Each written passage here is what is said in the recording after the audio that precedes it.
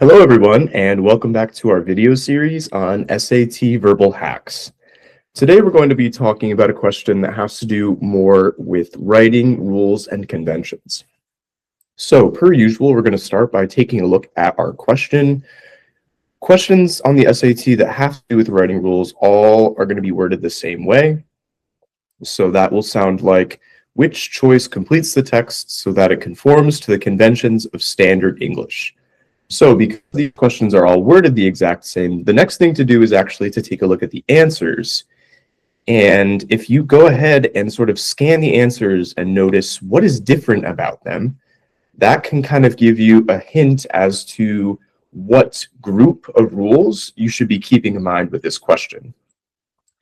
So when I look at these answer choices, the only difference that I'm noticing between them is essentially the placement of certain punctuation. That punctuation being these quotation marks and a comma.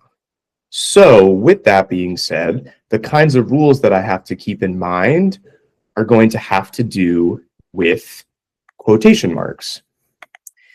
Now, quotation marks are something that have certain sort of conventions associated with them. Now, quotation marks, they're always going to appear in twos. We call the first one an open quote and the second one a closed quote. You're never going to see one quotation mark by itself. That would be improper.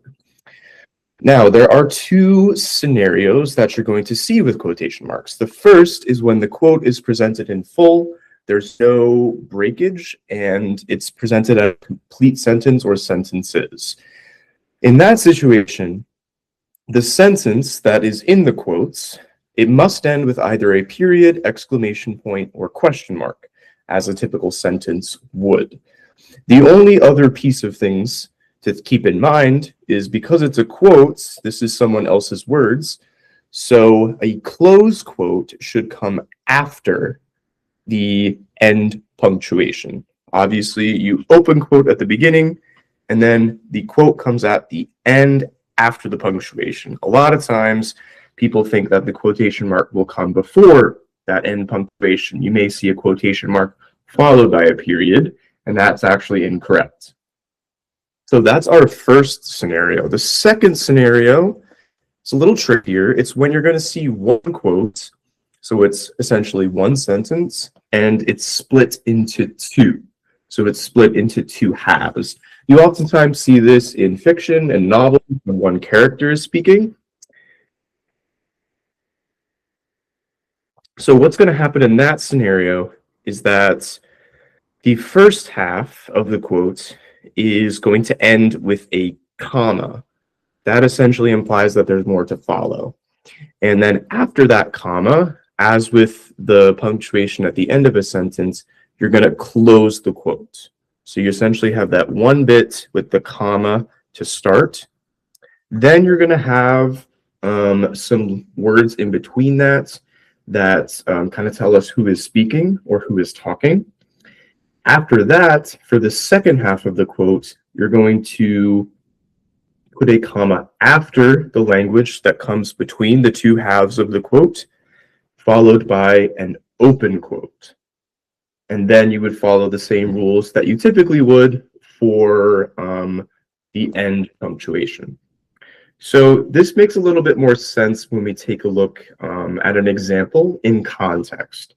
So I can tell based on these answers here that this is scenario 2, right? Because we have the end of a quote here.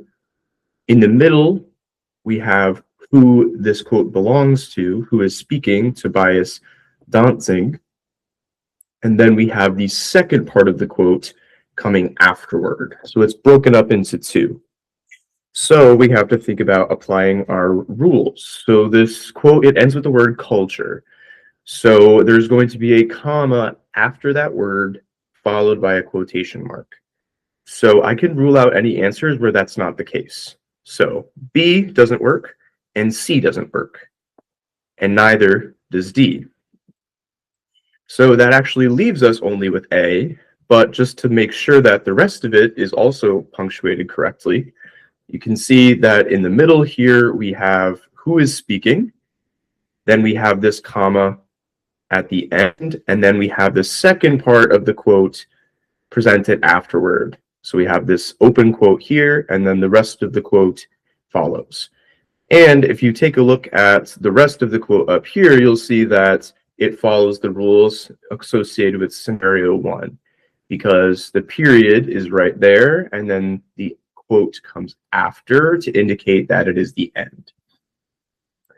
So for situations like this involving quotation marks, it's important to sort of like memorize these rules, because there's no way to really like figure it out as there is with like more reading-based questions.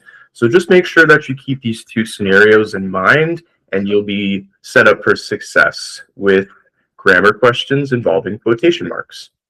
I hope you find this helpful, and stay tuned for more verbal hacks in future videos.